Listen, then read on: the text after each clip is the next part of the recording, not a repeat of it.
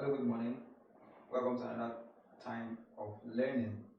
Today we continue on our breakdown on the topic of calculus, and since we are in differentiation, we are going to be looking at the chain rule, or what some people call the function of a function. And the principle of the function of a function is based on the premise that inside of a given function, you can bring out another function to solve or to differentiate your given expression. We have two questions here which we are going to solve, and I'm going to show you how we demonstrate the principle of differentiation, or using the chain rule principle. So follow me as we break down these examples. So we're going to do for example 1 and example 2 here. So follow me. Now, like I said, inside of a particular function, we can bring out another function to further break down our question. And usually, the area where we apply the chain rule is when you have an expression and inside a bracket like this. We're going to look at some other ways in which some other methods, other scenarios where we apply chain rule. But in this scenario, where you see questions like this that come in the bracket with a power, you should know that you're expected to apply a chain rule. Now, so when I say there's a function inside a function, you see this expression. Now, usually because we have a bracket now, it simply means that every expression in the bracket will have to be multiplied 4 times. So instead of having to repeat this expression 4 times, then multiply now. That's way too long. What I need to do is to change this expression in the bracket into a particular alphabet. Let's say, for instance, I can say let t be equals to 3x plus 5. We can change the marker. Now let's take that again. So I can say, now this expression in the bracket now, let me make it more simple. I can now say let t be equals to 3x plus 5.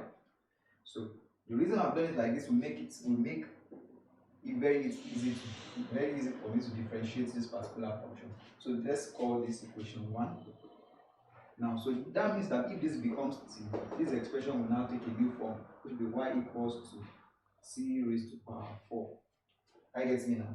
Now, instead of having to expand this 4 times now I have a simpler way of simplifying it. So I differentiate this one. So let me call this equation 2.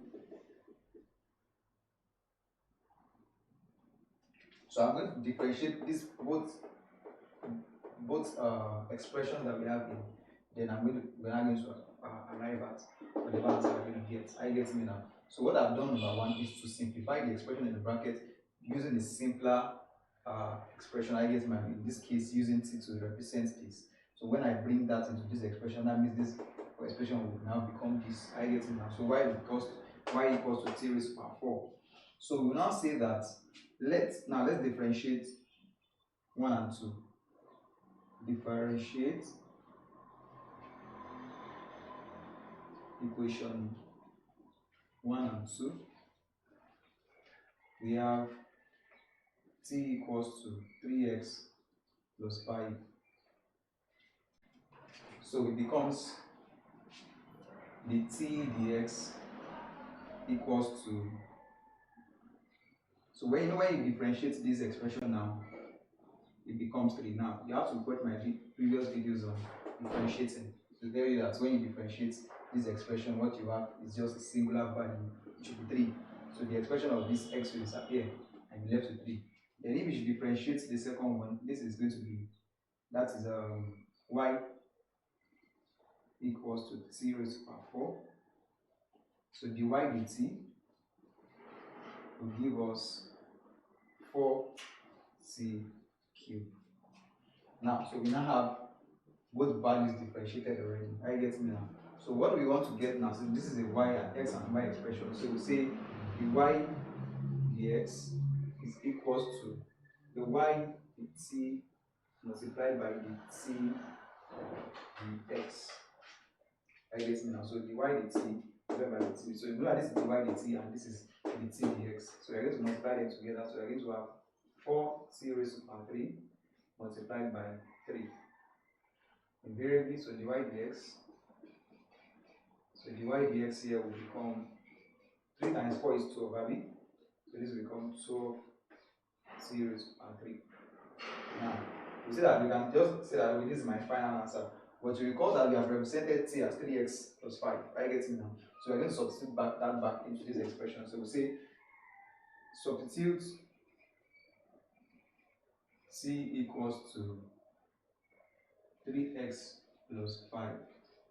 So this will now become 12 into 3x plus 5 raised to power 3.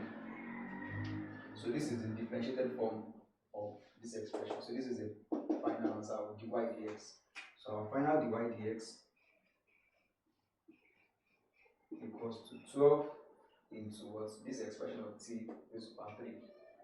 Now let's solve the second example. So I hope you have seen the process of which we have solved this now. So now let's solve the second example. So let me clean all of this.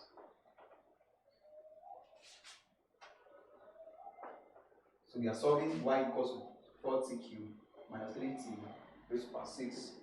So let's rewrite that as y equals to 4t cubed minus 3t raised to power 6.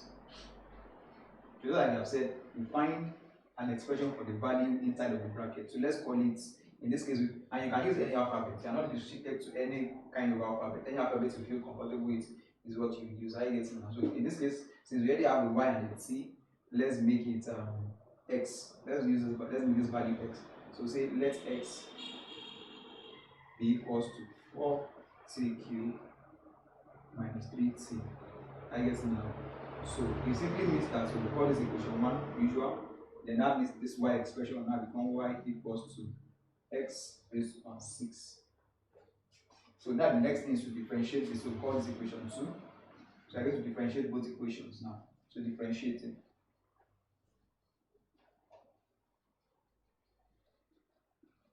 So differentiating, we are going to have the x dt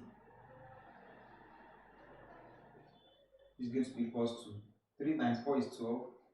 12t raised to power 2 minus 3. Then dy dx will be equals to what? 6x raised to power 5.